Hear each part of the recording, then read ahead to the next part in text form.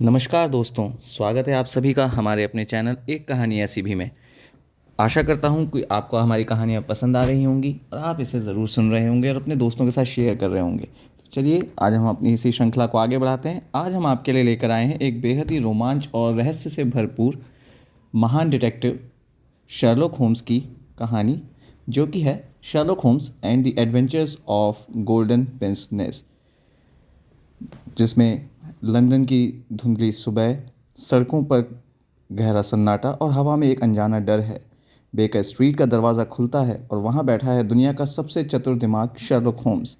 और आज की कहानी है गोल्डन पिंसनेज का रहस्य, एक ऐसा मामला जहाँ एक टूटा हुआ चश्मा ही था जो कातिल तक ले गया। तो चलिए जानते हैं इस पूरी कहानी को विस्तार से और देखते हैं किस तरह से हमारे महान जासूस शर्लॉक होम्स इस केस को सॉल्व कर पाते हैं। तो चलिए बिना किसी देरी के कहानी को शुरू करते हैं। सन 1897, लंदन की एक बेहद सर्द सुबह। लंदन की सर्दी अपने पूरे रंग में थी। बेकर स्ट्रीट की खिड़कियों पर हल्की सी धुंध भी जमा थी। समय हो रहा था सुबह के करीब 10 बजे। मैं डॉक्टर जॉन वॉटसन अपने पुराने मित्र डिटेक्टिव शर्लॉक होम्स के साथ हमारे कमरे में बैठा था। होम्स हमेशा की तरह अपने केस नोट्स और पाइप में उलझा हुआ था। तभी अचानक दरवाजे पर एक तेज़ दस्तक होती है। धीरे से दरवाज़ा खुलता है और अंदर आता है इंस्पेक्टर स्टैनली हॉपकिंस, जो कि एक युवा पर अति उत्साही अफसर है, जो अक्सर मुश्किल मामलों में शर्लॉक होम्स से मदद लेने हमारे पास आता था। उसका चेहरा बेहद थका हुआ था और आंखों में बेचैनी साफ झलक रही थी। उसने बिना किसी भूमिका के सीधे हमसे कहा, होम्स, इस बार मामला बेहद उलझा हुआ है। एक हत्या हुई है, पर हमारे पास कोई भी सुराग नहीं है। प्लीज़ मेरी मदद कीजिए। हत्या की घटना। हॉपकिंस ने बताना शुरू किया कि घटना यॉक्सली ओल्ड प्लेस नाम के एक घर की है, जो कि लंदन के बाहरी इलाके में स्थित है। वहाँ रहता था प्रोफेसर कॉरेम, एक बुज़ुर्ग, बीमार और एकांत प्रिय परंतु विद्वान व्यक्ति। उसका एक निजी सेक्रेटरी था जिसका नाम विलोस्बी स्मिथ है, जिसे अभी कुछ ही महीनों पहले उसने नौकरी पर रखा था। पिछली ही शाम को घर के नौकरों ने अचानक एक चीख पुकार सुनी। जब वे दौड़ कर जाते हैं तो स्मिथ को फर्श पर गिरा हुआ पाते हैं। उसकी छाती में एक चाकू धंसा हुआ था, परंतु कमरे के दरवाजे खिड़कियां सब अंदर से बंद थी। किसी के आने या जाने का कोई निशान मौजूद नहीं था, मगर उसके हाथ में कसकर पकड़ा हुआ था एक सुनहरा किनारे वाला टूटा हुआ चश्मा, जिसे गोल्डन पिंसनेज भी कहते हैं। यह सुनकर होम्स की रुचि कहानी में बढ़ने लगती है। होम्स ने तुरंत चश्मे को अपने हाथों में ले लिया और उसकी बारीकी से जांच करते हुए मुस्कुराया और बोला, देखो मित्र वॉटसन, ये चश्मा किसी साधारण व्यक्ति का नहीं हो सकता है, क्योंकि यह बेहद महंगा है और इसकी बनावट बताती है कि इसे किसी महिला ने पहना होगा। शायद उसकी उम्र 30 के आसपास रही हो। आँखों की दृष्टि बेहद कमज़ोर और उसकी आदतें बेहद सुघड़। यह सब इस गोल्डन फ्रेम को देखकर इसके फ्रेम और लेंस के आकार से पता चल जाता है। हॉपकिंस ने अविश्वास भरी नज़रों से हमारी ओर देखा और पूछा, तो आप कहना चाह रहे हैं कि कातिल एक औरत हो सकती है?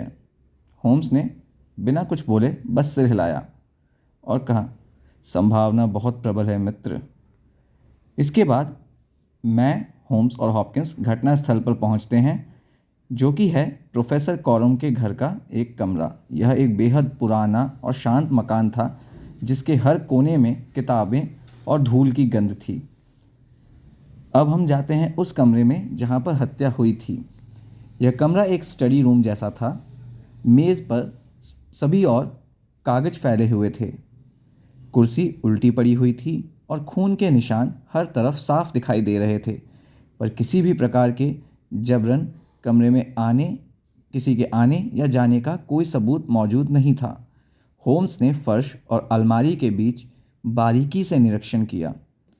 उसे कमरे की दीवार के पास एक हल्की खरोंच दिखाई दी, जैसे किसी ने दरवाज़ा अंदर से बंद करने के बाद निकलने की कोशिश की हो। प्रोफेसर कॉरम से मुलाकात। प्रोफेसर कॉरम का कमरा घर के दूसरे छोर पर था और वह अपनी व्हील चेयर पर बैठे हुए थे। पीला और थका हुआ सा चेहरा हमें बिल्कुल साफ दिखाई दे रहा था। उन्होंने हमें बताया कि वे बीमारी के कारण चल नहीं सकते हैं और उस समय अपने कमरे में ही थे जब यह हत्या होती है। मुझे तो कुछ समझ नहीं आया, कॉरम बोले। मेरे सेक्रेटरी ने ही शायद किसी को अंदर आते हुए देखा होगा, पर मैं इस बारे में कुछ भी नहीं जानता हूँ। बस मेरी कुछ फाइलें गायब हुई हैं। मेरी बहुत महत्वपूर्ण रिसर्च थी उसमें, जो अब मुझे नहीं मिल पा रही हैं। होम्स पूरी बात ध्यान से सुनता रहता है और उसकी आंखें कॉरम के चेहरे पर ही जमी हुई थीं। फिर उसने धीरे से कमरे का निरीक्षण शुरू किया। बिस्तर के नीचे, खिड़की के पास, पर्दों के पीछे, हर तरफ होम्स किसी सुराग की तलाश में देखता रहता है। रहस्यमयी सुराग। घर के एक कोने में होम्स को एक छोटी सी बात ने रोक दिया। वह था एक दरवाज़ा जो बाहर की ओर से बंद था। नौकरों के अनुसार वह पुराना स्टोर रूम था जिसे कोई इस्तेमाल नहीं करता। होम्स ने आदेश दिया, इस दरवाजे को खोलो। जब दरवाज़ा खोला गया तो सबके सामने एक हैरान करने वाला दृश्य था। एक औरत ज़मीन पर बैठी हुई थी। उसके कपड़े पूरी तरह अस्त व्यस्त थे, चेहरा थका हुआ था और आंखों में डर मौजूद था। और उसकी नाक पर था बिल्कुल उसी तरह का सुनहरा चश्मा, लेकिन पूर्ण रूप से सलामत। ऐना की सच्चाई। वह औरत कांपते हुए बोली, मेरा नाम ऐना है। मैं किसी की जान नहीं लेना चाहती थी। मैं बस एक कागज़ लेने आई थी जो मेरा हक था। और उसकी कहानी धीरे धीरे खुलती है। वह रूस से भागकर लंदन आई थी।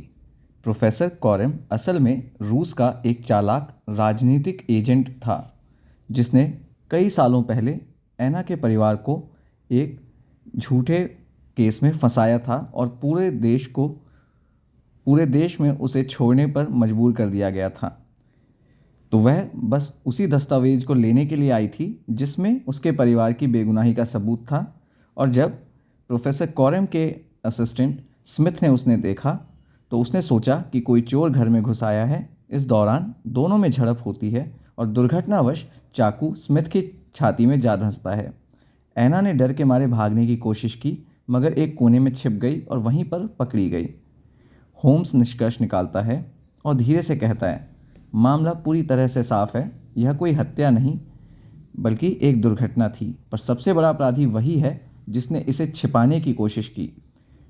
वो कोई और नहीं, प्रोफेसर कॉरम खुद हैं। कॉरम यह सुनकर कांप उठता है। उसके चेहरे पर अपराध और भय दोनों स्पष्ट रूप से झलक रहे थे। वह कुछ बोल नहीं पाता है और बेहोश होकर गिर पड़ता है। अंतिम परिणाम। ऐना ने खुद को पुलिस के हवाले कर दिया।